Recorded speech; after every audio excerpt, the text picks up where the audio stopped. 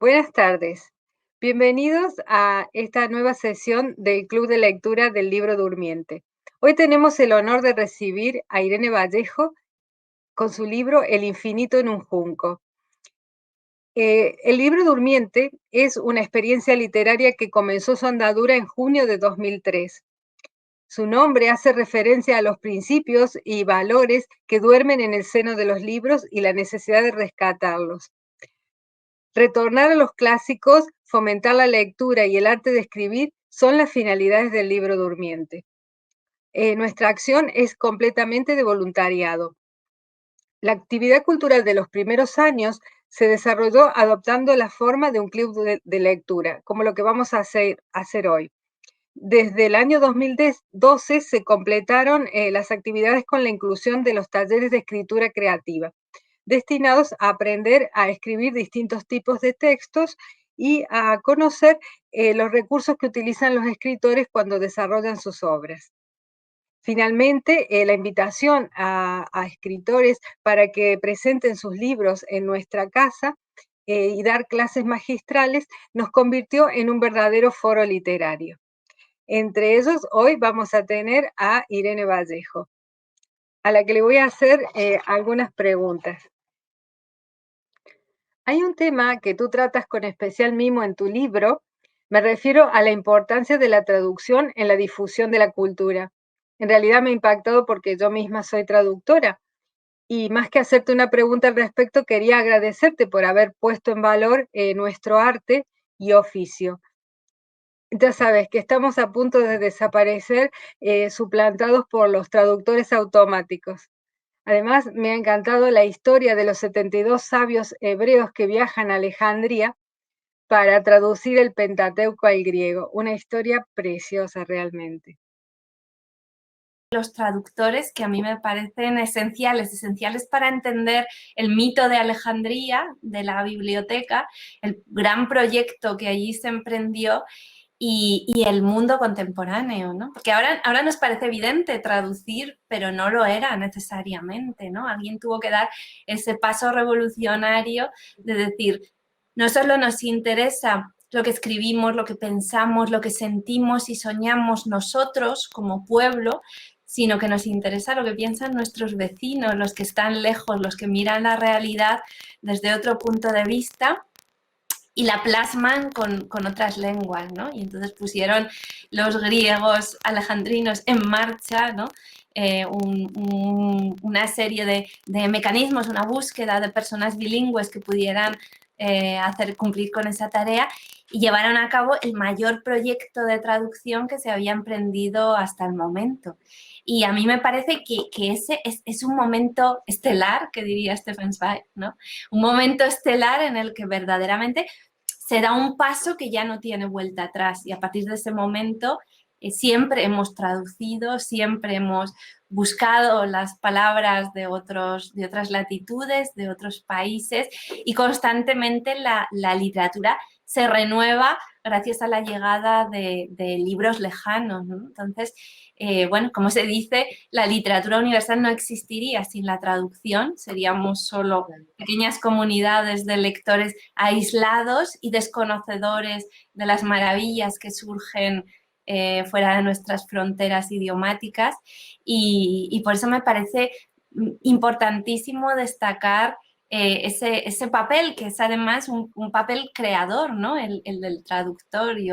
Yo cuento también experiencias porque, bueno, durante la carrera traducía textos antiguos y, de hecho, en El infinito en un junco hay traducciones propias de textos antiguos y es un fenómeno de creación humilde al servicio de las palabras de otros autores, ¿no? Entonces me gustaba destacar eso, destacar esa generosidad creativa y reivindicarla muy especialmente en la bibliografía aparecen citados todos los traductores y en los libros que se están publicando traducciones del infinito en un junco en otros idiomas, yo he pedido a todos mis editores que por favor pongan el nombre del traductor en la cubierta del libro para que se entienda como una coautoría y no como un papel secundario. hay que decir que algunos me han hecho caso y otros no. Pero bueno, yo me lo tomo como una parte también del mensaje del infinito en un junco y creo que lo puedo enarbolar yo, que no me dedico a la traducción profesionalmente y por eso no estoy bajo sospecha de defender mis intereses, sino que lo hago realmente por convicción y por gratitud a todo lo que nos han dado los traductores a lo largo de la historia. Y no creo, en fin, utilizo bastante a menudo los traductores informáticos y creo que todavía estamos muy lejos de poder confiarles textos literarios, así que no Sí. creo que el trabajo del traductor de libros, de literatura, peligre antes de que se puedan hacer enormes mejoras, pero es que además, como decías, es creación, la traducción es creación, significa poner en juego tu propia sensibilidad, ¿no? Para saltar por encima de los vacíos de la propia lengua o de las, ¿no? de las dificultades de transitar entre dos idiomas y eso no creo que la inteligencia artificial pueda hacerlo al menos próximamente, ¿no? Y me sorprendería que alguna vez lo logre. Sí, seguramente. Qué bien. Bueno, te he escuchado decir que salvamos a los libros porque los libros nos salvan a nosotros. ¿Tú crees que seguiremos salvando a los libros como hasta ahora en el futuro? Yo creo que sí, yo creo que sí. Realmente estamos embarcados en un esfuerzo por salvar los libros. Hay más bibliotecas que nunca y eso es muy importante para la transmisión y la protección de los libros, porque ahora las editoriales destruyen sus fondos. Es más barato destruirlos que almacenarlos. Entonces, realmente los fondos se conservan en las bibliotecas, pero nunca en la historia había habido tantas bibliotecas como hay ahora a lo largo y ancho del mundo. Indudablemente, pues nos aferramos a los libros, intentamos conservarlos, eh, estamos constantemente reeditando libros que han desaparecido de circulación.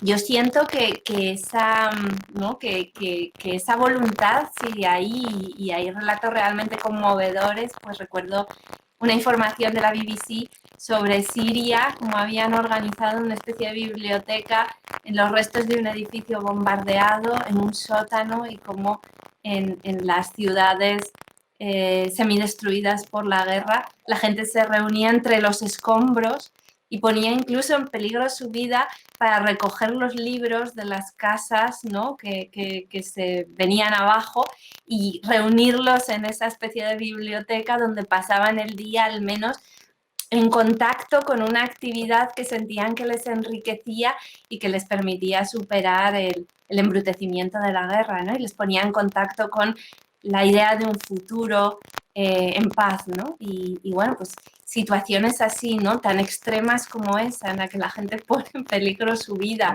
por recoger libros entre los escombros humeantes y llevarlos a una biblioteca improvisada, a mí me demuestra que esa relación tan viva y tan íntima que tenemos con los libros no desaparece por el hecho de que existan pantallas o más oferta de ocio, ¿no? En los libros hay algo que va más allá de su materialidad y que se convierte en una voz que nos puede acompañar, que nos puede ayudar a vencer la angustia, como ha sucedido durante este confinamiento.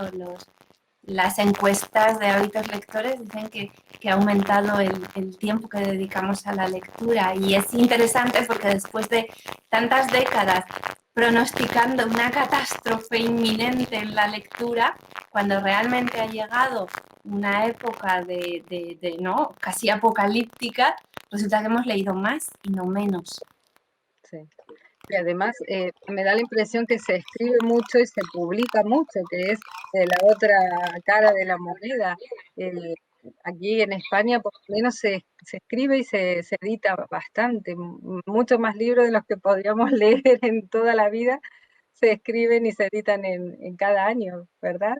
Sí, sí, bueno, se editan cada año más de los que podremos leer en toda nuestra vida. Nunca se habían producido tantos libros, incluso a los clásicos grecolatinos, nunca en los propios siglos en los que ellos escribieron, no los leyó tanta gente como los leyó en el siglo XX, y esto incluso asumiendo que están desapareciendo de los programas educativos y que tenemos la sensación de declive, ¿no? Cuando en realidad se editan, se publican, hay ediciones de bolsillo asequibles en las bibliotecas, en los colegios, muchísimo más de los que tendrían en la propia época en la que ellos crearon sus obras maestras. Por supuesto, muchísimo más que en el Renacimiento o que cualquier época, aunque solo sea por el hecho de que la población alfabetizada en esta época no tiene relación con las minorías que accedían a los libros en otros periodos. Entonces, bueno, yo sí que es cierto que intento pues relativizar un poco todas esas ideas, ¿no? Antes de empezar a escribir El infinito en un junco, oía tantas predicciones, ¿no?, sobre la desaparición inminente de los libros, que de alguna manera quise contar esta otra historia, ¿no? Una historia milenaria sobre la capacidad de supervivencia de los libros, que han atravesado por periodos de guerra, derrumbes de imperios, cambios culturales, transformaciones lingüísticas, y a través de todos esos siglos y de todas esas de todos esos cataclismos han sobrevivido, ¿no? Y están con nosotros y poseemos libros de más de 1000 años. Entonces esto es impresionante y creo que nos da otro punto de vista, ¿no? Como en realidad los libros lo que son es grandes supervivientes. Sí, verdaderamente. Bueno, Irene, estamos muy a gusto contigo, pero sabemos que tenemos un compromiso, así que cuando tú quieras, te puedes despedir de las personas que estamos aquí siguiéndote y escuchándote con gran avidez. Eh, no sé si cabe alguna otra preguntita, como si estás trabajando en algún otro infinito Bueno, que nos vas a deleitar. del infinito en un junco, pues eliminamos un apartado, una tercera parte que mis editores me convencieron de desgajar porque, porque les parecía que el libro sería demasiado grueso y eso podría desanimar a los lectores. Y, y esa última parte eh, recogía las peripecias de los libros a través de la Edad Media hasta llegar a la imprenta, a la invención de la imprenta de tipos móviles de Gutenberg. Porque a mí lo que me interesaba era lo que llamaba los siglos que los libros vivieron peligrosamente mientras había que copiarlos a mano. Y por tanto, reproducir el número de ejemplares de una obra exigía un esfuerzo y un gasto enorme. Por eso, durante todos esos siglos, el número de ejemplares de una obra era relativamente pequeño. Y claro, los accidentes que afectaban a esos ejemplares podían saldarse con la desaparición completa de la obra en cuestión, ¿no? Y a lo largo de la antigüedad y de la Edad Media, pues en muchos momentos el último ejemplar de un libro ardió o se inundó en un rincón y desapareció para siempre una voz, ¿no? Y eso era lo que me interesaba, ¿no? Llegar hasta la imprenta. Pero mis editores me dieron ese consejo, confié en ellos y queda esa tercera parte como el núcleo de otro posible ensayo en el que abordaría pues lo que quedó fuera, o al menos parte de lo que quedó fuera, y daría una visión más completa de esta peripecia aventurera de los libros. Pero la verdad es que ahora la promoción es tan exigente llegan tantas propuestas de charlas, de conferencias, de participación en actos, y incluso diría que durante la pandemia me he sentido responsable de alguna manera de colaborar y ayudar a la gente y mantener viva la cultura, ¿no? Y hemos estado trabajando pues desde las redes, haciendo directos, intentando pues aportar de alguna manera y bueno, pues animar a la gente a leer, a hacer reflexiones, digamos que sentirnos unidos o juntos o cercanos y todo eso pues me exige tanto tiempo que ahora no consigo centrarme en esos proyectos, sí en escribir artículos, en charlas, en textos breves, pero no en abordar el libro como yo quisiera. Entonces estoy esperando que pase la marejada de trabajo y ahora la promoción internacional para poder sentarme con calma y abordar el proyecto.